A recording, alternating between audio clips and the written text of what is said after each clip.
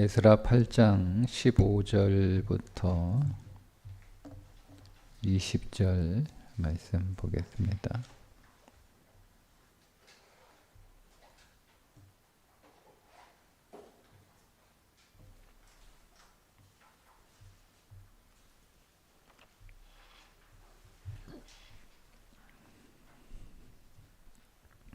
함께 읽겠습니다. 내가 무리를 아하와로 흐르는 강가에 모으고 거기서 3일 동안 장막에 머물며 백성과 제사장들을 살핀즉 그 중에 레위 자손이 한 사람도 없는지라. 이에 모든 족장 곧 엘리에셀과 아리엘과 스마야와 엘라단과 야립과 엘라단과 나단과 스가리아와 무슬람을 부르고 또 명철한 사람 요하립과 엘라단을 불러 가시베아 지방으로 보내어 그곳 족장 이또에게 나아가게 하고 이또와 그의 형제 곧 가시베아 지방에 사는 느드님 사람들에게 할 말을 일러주고 우리 하나님의 성전을 위하여 섬길 자를 데리고 오라 하였더니 우리 하나님의 선한 손에 도우심을 잊고 그들이 이스라엘의 손자 레위의 아들 말리의 자손 중에서 한 명철한 사람을 데려오고 또 세리의 바파야와 그의 아들들과 형제 18명과 하샤바와 무라리 자손 중 여사야와 그의 형제와 그의 아들들 20명을 데려오고 다윗과 방백들이 레위 사람들을 섬기라고 준 느드님 사람 중 성전 일꾼은 220명이었는데 그들은 모두 지명받은 이들이었더라. 아멘. 자, 2차 포로기환 에스라의 지도를 따라서 이제 예루살렘으로 귀환하는 사람들이 아하와로 흐르는 강가에 모여서 3일 동안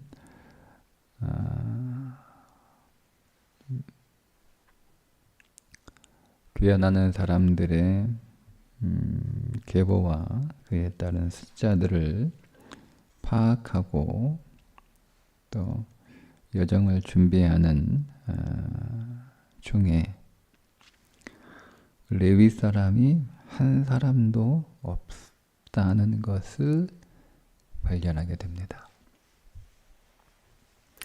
1775명 중에 레위 사람이 한 사람도 없었습니다. 1차 포로기한 했을 때 42,000명이 조금 넘는 숫자였는데 그 중에 제사장들의 숫자가 44,289명, 거의 10분의 1 정도 되는 인원이었는데 그에 비해서 그때도 레위인들은 341명에 불과했습니다. 굉장히 적은 숫자의 레위인들이죠. 제사장들보다 숫자가 적었다는 것은 굉장히 심각한 문제였습니다. 그래도 갈 사람이 나오지 않으니까 뒤로 끌고 갈 수 없어서 그냥 그 인원으로 1차 귀환을 합니다. 그런데 두 번째 귀환에서는 레위인이 한 사람도 나오지 않았어요. 이건 그냥 갈 수 있는 상황은 아니었습니다. 그래서 레위인 정착촌으로 보이는 가시베아 지방으로 보낼 대표단을 꾸려서 가시베아로 사람들을 보내 귀환할 사람들을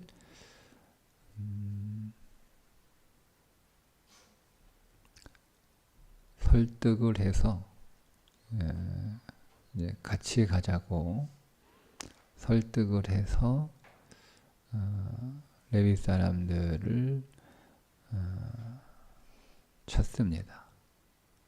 그렇게 해서 결국 41명의 레위 사람들이 두 번째 귀환에 합류하게 되고 그 레위 사람들을 도와줄 성전 망릴꾼을 했던 느드님 사람들이 220명까지 2차 포로 귀환에 동참하게 됩니다. 제 설명드린 게 오늘 우리가 읽은 본문의 내용입니다. 레위인들이 첫 번째도 얼마 되지 않았고 두 번째도 얼마 되지 않았구나. 이렇게 이제 읽고 지나가면 끝나는 내용이죠. 근데 우리는 왜 레위인들이 귀환에 적극적으로 동참하지 않았을까? 이 질문을 해야 되는 거예요. 여러분, 이 질문은 지금 한국교회는 교단을 막론하고 목회자의 수급이 비상에 걸린 상태입니다. 앞으로는 계속 목회자가 부족할 겁니다. 저는 또 앞으로 없어질 교회도 많은데 목회자가 또 그렇게 부족한 게 고민일까라는 생각을 또 하기도 합니다. 한편으로는. 앞으로 한 5년, 10년 안에 한국교회의 많은 교회들이 이제 문을 닫게 될 텐데 그렇게 되면 목회자가 지금은 당장은 모자라도 시간이 지나면 어느 정도 균형이 맞지 않을까 이런 생각을 하게 되는데 근데 이제 목회자가 적어지는 것과 교인들의 숫자가 적어지는 것은 어떤 면에서 비례하는 것처럼 보입니다. 그러면 이제 우리는 왜 목회자들이 줄어들까라고 하는 문제를 레위 지파 사람들 가운데 돌아가겠다고 귀환하겠다라고 하는 사람들이 왜 이렇게 적게 나왔을까? 그러니까 레위 사람들이 적은 건 거 아니에요. 이미 정착촌에 많은 레위 사람들이 살고 있었으니까 그 가운데서 자신들에게 주어진 사명이 있는데 그 사명을 살지 않고 그 사명을 포기하고 살아가는 사람들. 쉽게 얘기하면 신학대학에 많이 갔어요. 지금도 신학대학에 많이 사람들이 들어가지만 아직 많지는 않아요. 그래도 어쨌든 정원을 채워서 들어가지만 거기를 졸업해서 목회 현장으로 나가는 사람들은 50% 이하입니다. 그러니까 다들 그 사람들이 오갈 데 없어가지고 대학 가는 건 아니죠. 굳이 신학대학을 갈 필요는 없잖아요.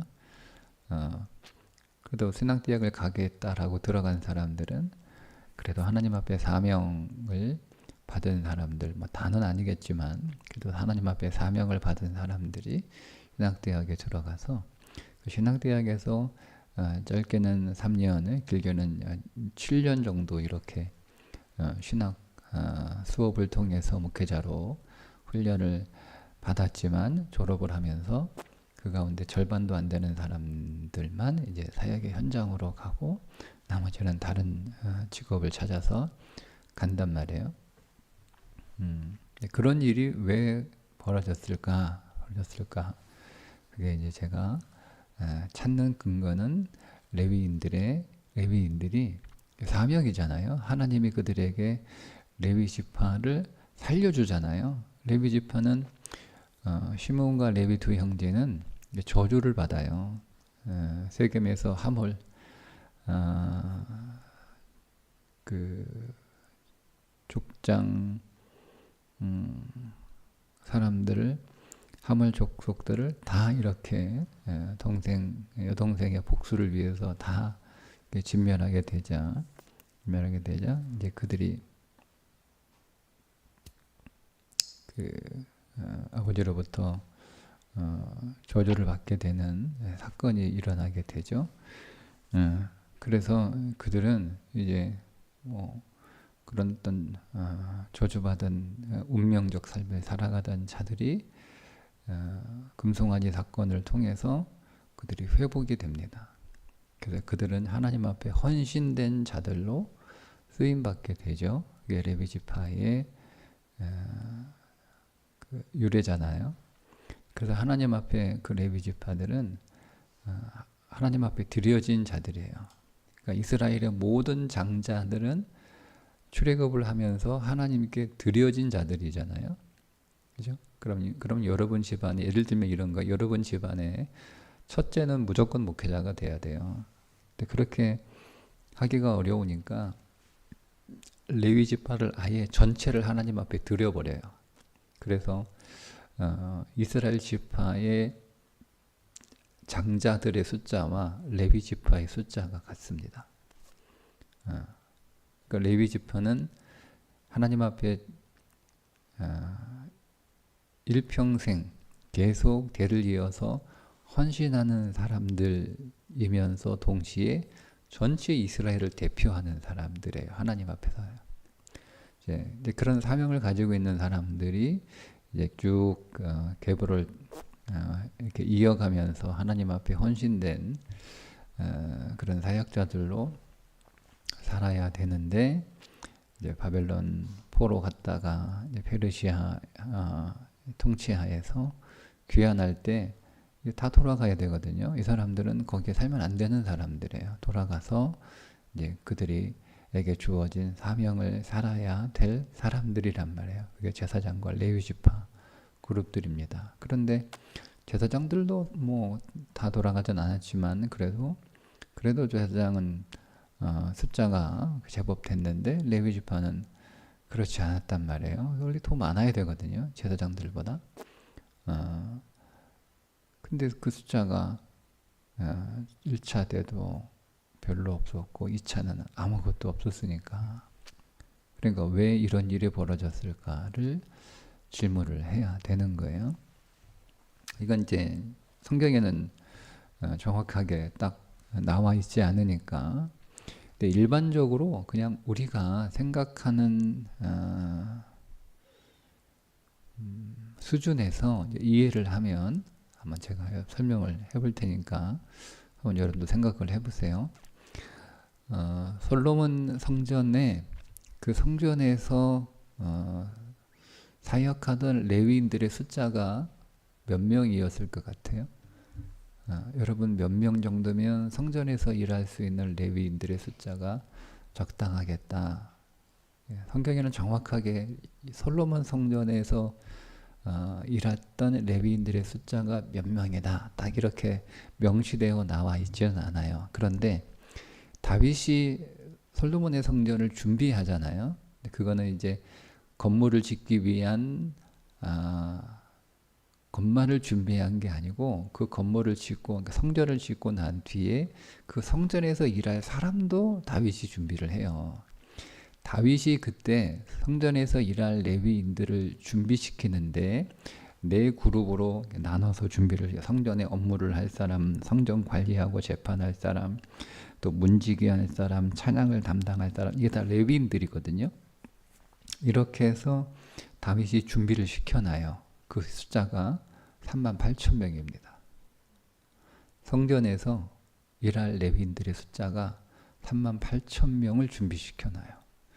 그러면 솔로몬 성전에서 일할 사람들도 아마 이 다윗이 조직해 놓은 레위인들이 그대로 반영이 돼서 솔로몬 성전에서 근무하는 레위인들의 숫자가 38,000명이었을 것으로 거의 추정이 되죠. 거기서 크게 숫자가 달라지진 않았을 거예요. 여러분, 솔로몬 성전이 아무리 크다고 해도 38,000명의 레위인들이 필요할까요? 또 이 38,000명의 사람들이 동시에 일하는 게 아니고요. 24반차로 또 다시 또 이렇게 반을 정해요. 반편성을 한단 말이에요.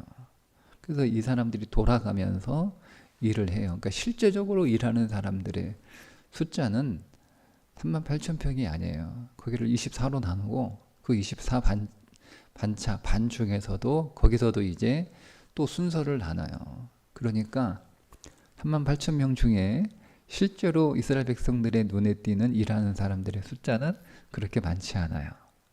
근데 이 레위 지파들은 생계를 위한 직업이 없어요. 이스라엘 백성들이 가지고 오는 헌물을 가지고 이 사람들이 생활을 하는 거예요. 그러면 백성들의 눈에 어떻게 보이겠어요? 네? 너무 많다. 일하는 사람들이 너무 많다. 직원이 너무 많다. 그런 생각이 들지 않았을까요? 그렇지 않나요? 저도 한테 그런 소리 들었거든요. 우리 교회 부교육자 너무 많아. 이런 소리 저도 들었거든요. 그래서 제가 그래서 줄였어요. 많다고 하길래. 너무 많아, 너무 많아. 이런 생각을 하게 되죠. 그러니까 시간이 갈수록 레위 사람들은 놀고 먹는 사람들처럼 보였을 거예요. 일하는 사람들은 몇 명밖에 없고 나머지는 다 그 일을 위해서 준비하고 있는 거거든요. 근데 그 인식이 없는 거예요. 그러니까 사람들은 그 성전의 일이 얼마나 중요하기 때문에 거기는 고도의 집중이 필요하기 때문에 실수를 하면 안 돼요. 성전에서는 실수를 하면 안 돼요. 왜냐하면 실수를 하면 레위 사람들이 성전 봉사다가 실수하면 죽는 건 물론이거니와 그 제사가 그러니까 쉽게 설명을 하기 위해서 그 제사가 무효가 돼버리는 거예요. 그러니까 성전에서 봉사하는 사람들은요 실수를 하면 안 돼요.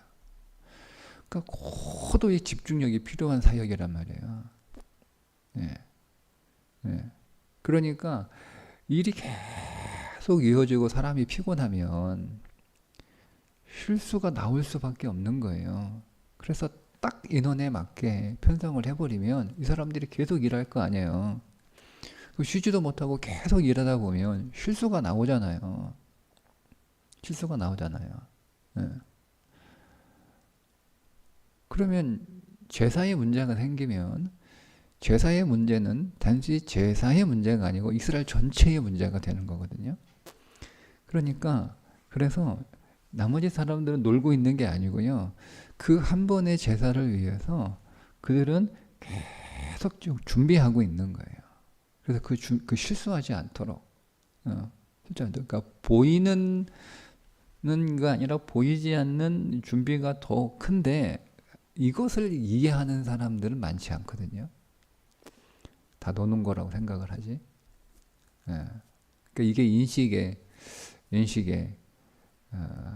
수준인 것 같아요. 네.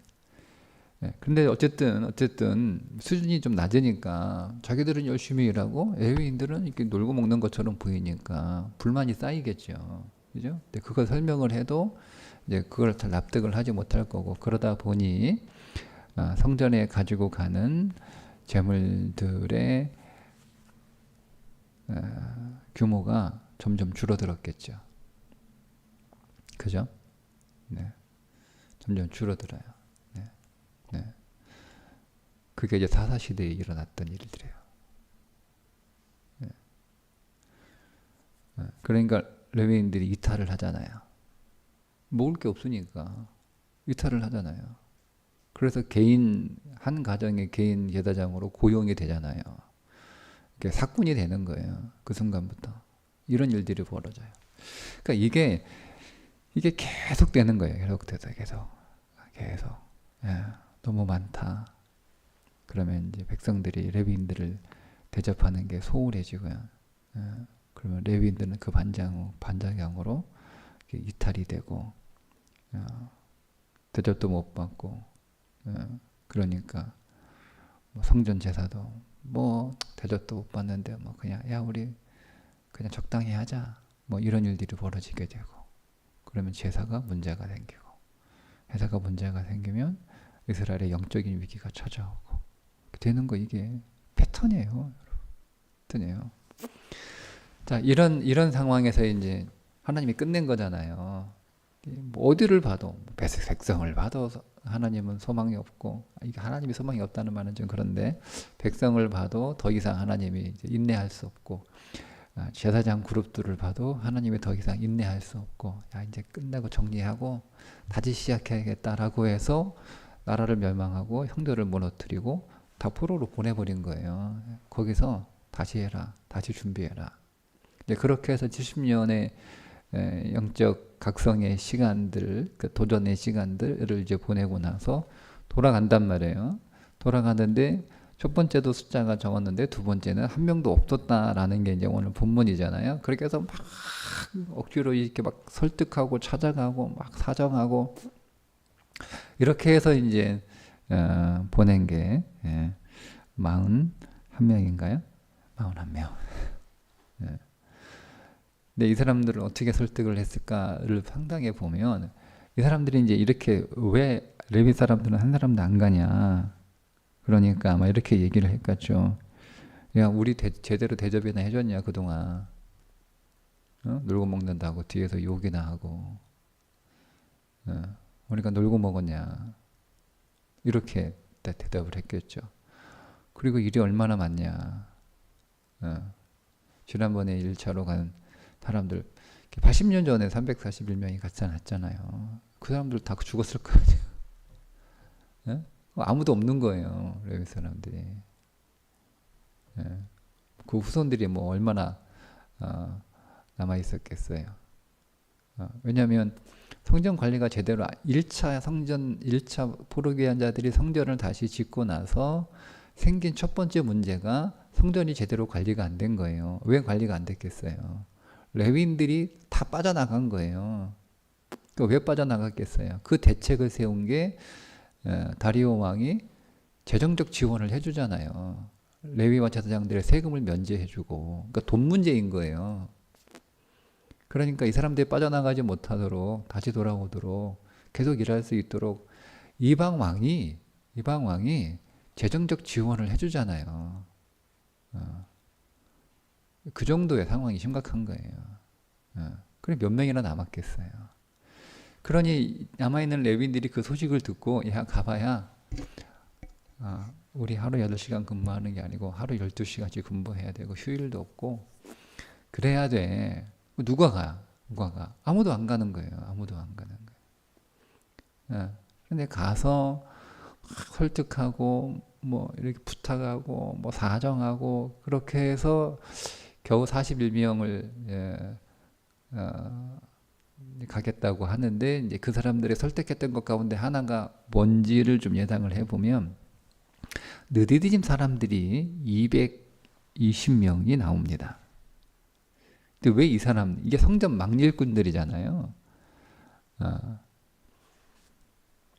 그러면 41명에 220명이에요. 이렇게 된 거예요. 레위 한 사람당 5명의 느디딤 사람들을 붙여준 거라고 해석이 돼요. 그죠? 내가 5명 붙여줄게.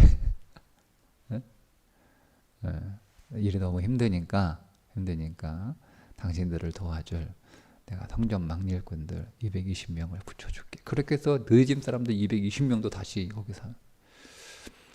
그러니까 뭐 제가 더 연구를 해봐야 되는데 대략 이제 감은 잡았는데요.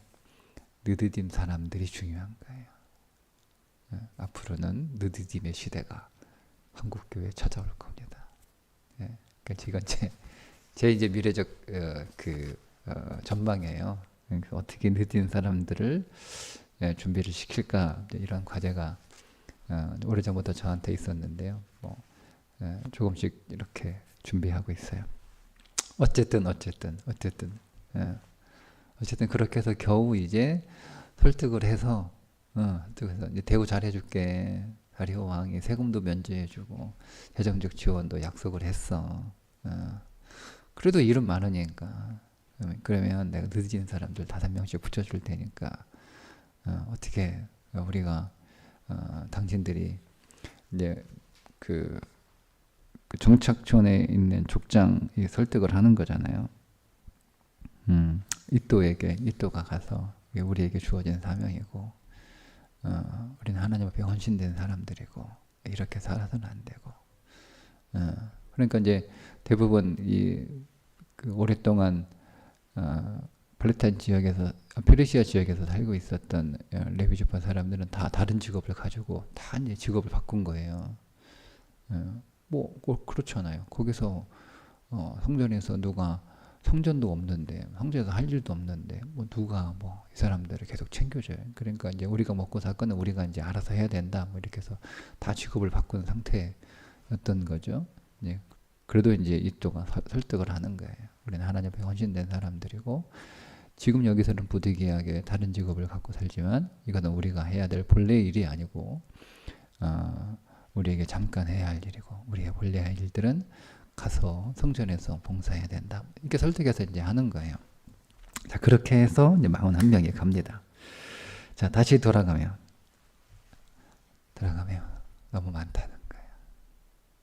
제가 내린 결론은 있을 때 잘했어야 되는데 너무 많으니까 소홀히 대한 거죠. 그래서 우리 삶을 보니까 여러분, 하나님이 오늘 우리에게 정말 중요한 것들은요, 굉장히 많이 주셨어요.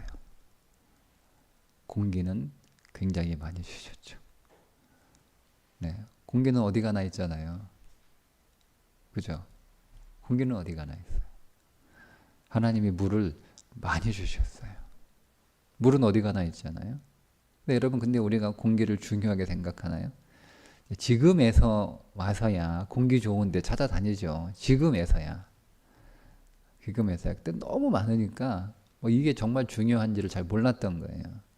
예. 그러니까 뭐 공기가 오염되는 거, 뭐 이거는 별로 신경 안 썼고, 원래 공기는 다 깨끗한 줄 알고, 그러다 보니까 이제 막 그런 공기질 생각 안 하고, 그냥 당장 먹고 사는 문제, 더 잘 사는 문제, 더 돈 많이 버는 문제만 고민하다 보니 이제 공기가 이제 이렇게 오염이 돼서 공기 좋은데 이제 찾아다니잖아요.